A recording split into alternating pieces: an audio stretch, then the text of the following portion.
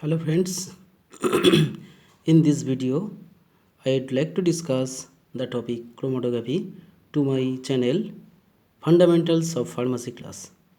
So let's start. Chromatography is a word which is composed of two parts, chromato and graphy. Chromato means color and graphy means separation on the basis of graph. Separation on the basis of graph. That means chromatography is a technique by which color compound can be separated on the basis of their color. So graphical separation of color compound by using a set of phases. That phase are, one is mobile phase, another one is stationary phase. So this is chromatography. Now classification of chromatography. Classification of chromatography is mainly broadly classified into 5 categories. First one, adsorption chromatography, separation on the basis of their adsorption property. Here stationary phase is solid in nature and mobile phase fluid in nature. Fluid means either liquid or gas, and here driving force is the adsorption, and adsorption is a surface phenomena and which occurs at the surface, no chemical changes occur there. Second one is partition. Second one is partition, partition partition chromatography. Now depending on partition coefficient this separation occurs, and here mobile phase and stationary phase both are liquid in nature. You know partition coefficient? Partition coefficient means when a solute is dissolved in two partially immiscible solvents. Suppose a solute is dissolved in oil and water, then this solute will dissolve, some part of this solute will dissolve in oil and some part of this solute will dissolve in water. So now this concentration of this solute in oil and water, this concentration ratio is called partition coefficient. So depending on partition coefficient value, either it is hydrophilic or hydrophobic, so it will show different partition coefficient, and accordingly they are separated in partition coefficient in partition chromatography. Third point is ion exchange chromatography.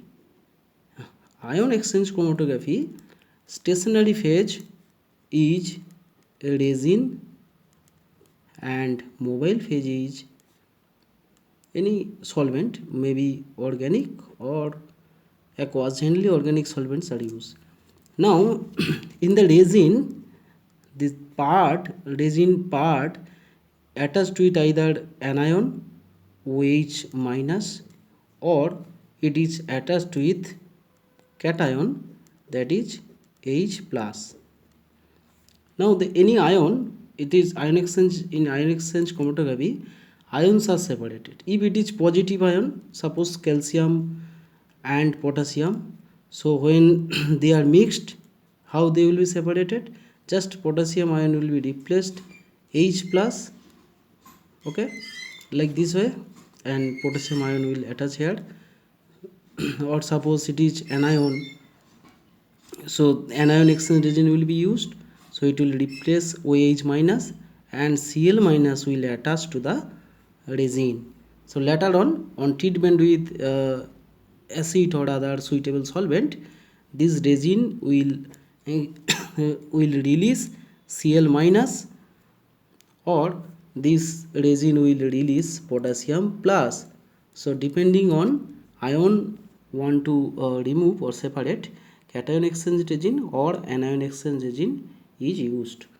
Now fourth category is gel permeation, gel permeation chromatography. In gel permeation chromatography, the stationary phase is kind of molecular sieve.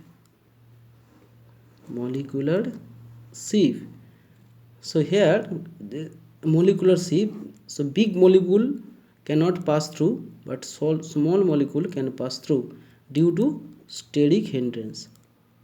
Okay, what is steric hindrance? Steric hindrance means the repulsive force. So I am giving you one example. Suppose C attached to CH3, so forget about these three groups, and C is attached with C4H8 group. Okay, so this one and this one, if you consider, this one is less bulkier but this one is bulkier, so this bulkier group will resist to bound another group like this way. So this is called steric hindrance. So if here is another big one, so this repulsive force is called steric hindrance. So depending on molecular size and steric hindrance, the molecules get separated. Fifth one is chiral chromatography. In this chiral chromatography, you know, chiral center means a carbon which is attached with 4 different groups. So this is chiral carbon. Now this chiral carbon stationary phase is used to separate dextro and levo optical isomers. Dextro means clockwise and levo means anti-clockwise rotation, you know, in the polarimeter. So depending on their nature of optical activity, this chromatography is used for the separation of dextro and levo optical compounds from each other. So this is basics of chromatography. Next part I will discuss about their principle of separation. So till then, thank you, and Jai Hind. Please subscribe my channel if you like my video. Thank you very much.